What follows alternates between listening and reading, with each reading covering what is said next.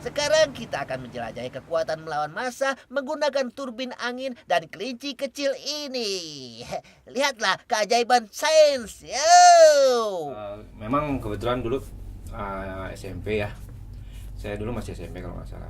Saya sering lihat sinetron, film gitu. Nah, saya tertarik. Akhirnya saya bilang sama orang tua pengen masuk sanggar. Terus orang tua bilang, kan kamu masih sekolah. Saya bilang nggak apa-apa lah, sekolah kan kita kan sanggar latihannya cuma hari Minggu aja, nggak sampai dari Senin atau apa. Kalau syuting, nanti misalnya syuting itu kan kita bisa izin ke gurunya gimana gimana gitu kan. Akhirnya orang tua ya udah kalau memang niat kamu begitu masuk. Akhirnya masuk, saya tuh masuk sanggar, berlatihan latihan. Waktu itu sanggarnya di TVRI sama almarhum Uje, sanggarnya itu dulu Sanggar Ananda kalau kan. 98 ada pembukaan sandiwara radio waktu itu.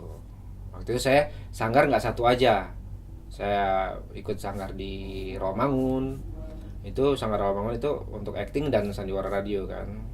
Nah setelah itu saya masuk ke situ, latihan tetap sama latihan untuk ininya, tapi untuk sandiwara radio beda gitu. Dia sistemnya pakai naskah, kita baca, masuk ke studio rekaman latihannya. Dari situ si penulisnya ngomong, mending kamu sekarang masuknya ke Sanggar Prativi aja. Di Sanggar Prativi itu senior banyak. Setelah daftar di sana, saya ikut pelatihan selama 3 bulan kalau nggak salah, 3 bulan. Sebelum 3 bulan saya sudah dipakai buat rekaman iklan radio. Gitu. Ya. Alkitab hanyalah catatan pekerjaan Tuhan Tuhan jeda ya? Oke. Catatan pekerjaan Tuhan.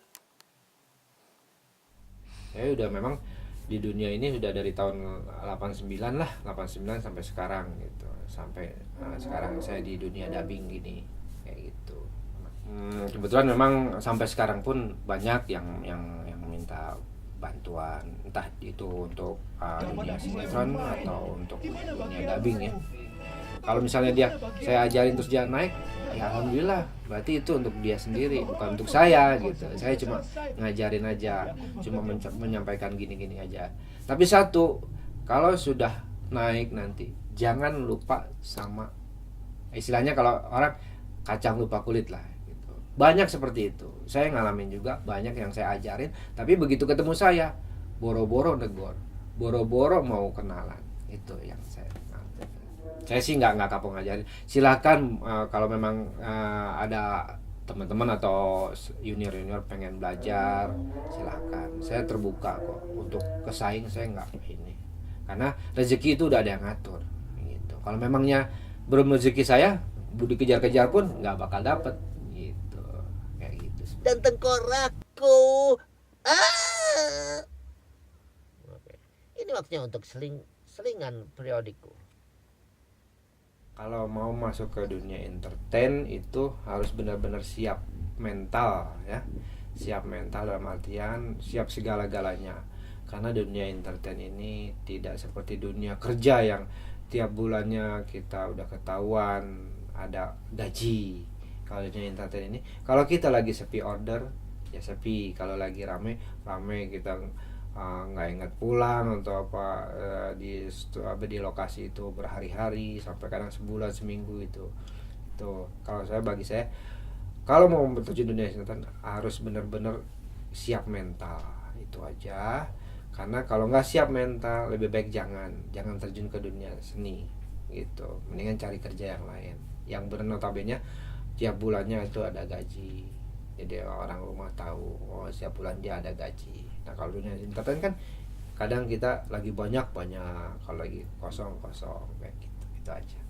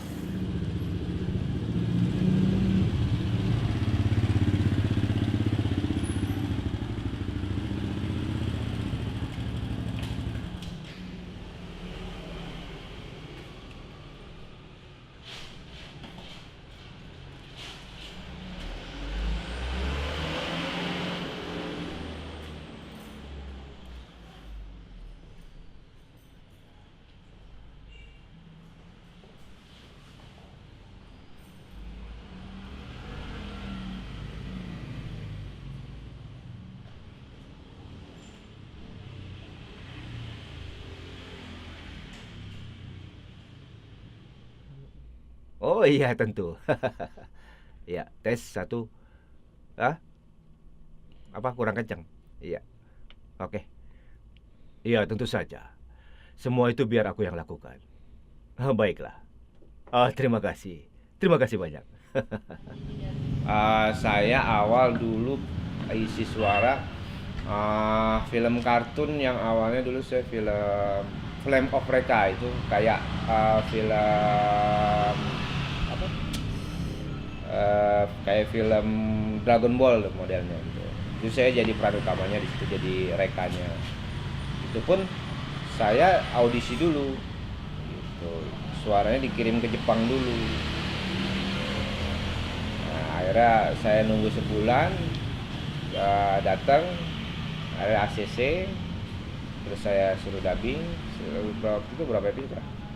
40 episode kalau nggak Aku salah. masih penasaran apa isinya. Kalau di dunia audio kan kita cuma dikenal suaranya, kecuali kalau kita ada show itu baru. Nanti mereka bisa nebak ini suara siapa kayak gitu. Kalau di Indonesia begini, kalau di Indonesia itu beda dengan di luar negeri ya. Memang di sini dubber kita banyak, teman-teman banyak, mungkin ada sekitar 10.000 apa 20.000-an orang ya. Itu termasuk yang junior yang sekarang nih yang masih menjajaki dunia dubbing. Kalau di Indonesia itu tidak seperti di luar negeri gitu. Karena apa? Kalau kita di Indonesia kita dubbing nih film, taruhlah film Pokemon, dubbing habis kan filmnya ditayang di SCTV habis, terus pada saat 2 bulan kemudian kita tahu dia ditayang di Trans misalnya, itu kita nggak dapat royalti. Kalau di luar negeri itu dikasih tahu. Di luar negeri kita dubbing, tayang di sana stasiun, begitu tayang di stasiun lain, mereka dikasih tahu ini akan tayang di TV ini, mereka dapat royalti. Kalau kita kan enggak. Gitu. Jadi mereka jual putus dan dubbernya kita nggak dapat apa-apa. Makanya di luar negeri itu sama di sini beda. Luar negeri itu dubber seperti artis, honornya seperti artis yang pemain film. Makanya mereka lebih suka dubbing daripada main film. Kelihatannya aku bisa membukanya.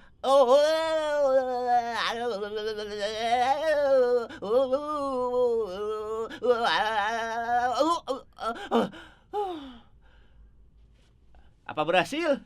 Kalau di dubbing ada pun pengalaman nggak enak ada ya, kadang nggak enaknya suka dimarahin senior gitu.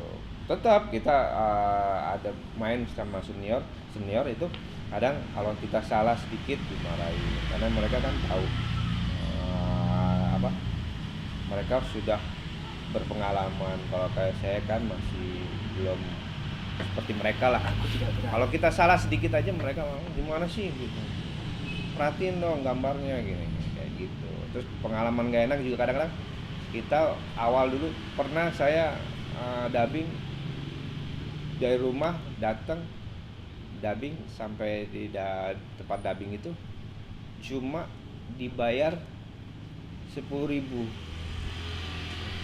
Padahal saya dari rumah ya ongkos ya apa kan dulu waktu masih belum punya kendaraan, ongkos segala macam, makan itu kan harus makan gitu. Terus pengalaman gak enak lagi cuma dibayar pakai nasi bungkus doang. Tetap ada senioritas, tetap ada. Adapun yang junior juga sudah mulai kelihatan kayak dia senior aja gitu, kayak misalnya dubbing sama kita gitu suka padahal dulu dia awalnya suka nanya-nanya. Sekarang begitu mereka sudah sering dubbing atau apa, boro-boro gitu kan, kayak gitu nanya atau gimana, say hello lah. Itu banyak kayak gitu. Makanya dunia seni atau dunia apapun seperti itu. Kalau sudah nanjak dikit, yang di bawah lupa. Hai Sticky and Dirty, masih mengurus bunga? Oke. Masih mengurus bunga itu? Saya paling banyak itu 5 satu film 5. Kadang-kadang dalam satu film itu kita ada 5 karakter, ada 3 karakter. Pernah punya masalah nggak kayak ingat suaranya gitu? Saya pernah punya masalah.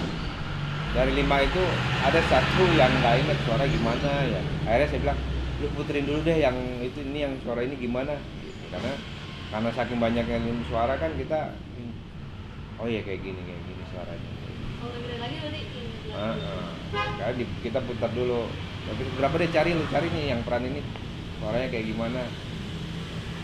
Kalau bagi saya harapan buat para dubber di Indonesia ini ya kita bisa seperti di luar lah.